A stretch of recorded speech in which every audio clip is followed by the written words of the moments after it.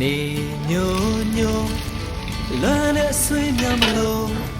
ကျုပ်တို့ရဲ့ရွာလေးကတချင်တွေဆိုချိန်တန်ပြီဆိုစပါးကင်းများမဲဆို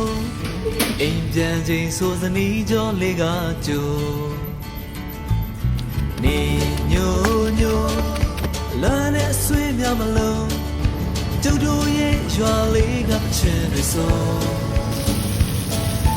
ချိန်တန်ပြီဆိုစပါးကင်းများမဲဆို